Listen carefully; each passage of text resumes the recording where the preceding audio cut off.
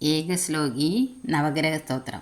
സൂര്യൻ തുടങ്ങിയ 9 ഗ്രഹങ്ങളുടെയും പരിപൂർണമായ പ്രസാദം ഈ ഒരു ഒറ്റ ശ്ലോകം ചൊല്ലുന്ന മൂലം സിദ്ധിക്കുമെന്നാണ് പണ്ഡിതവരേണ്യന്മാരുടെ ഏകകണ്ഠമായ അഭിപ്രായം.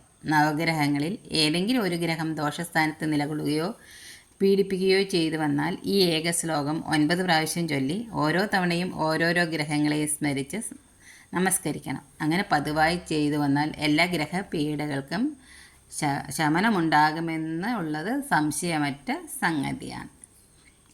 സ്തോത്രം. ആരോഗ്യം പ്രദദാതുനോ ദിനകരഃ ചന്ദ്രോ യശോ നിർമ്മലം ബോധിം ഭൂമിസുതസുതാംശുതനയഃ പ്രജ്ഞാം ഗുരുർഗൗരവം കാവ്യകോമളവാഗ്വിലാസമതുലം മന്ദോമുദം സർവദാ രാഘോർബാഹുബലം വിരോധശമനം കേതുർകുലോസ്യോന്നതിം.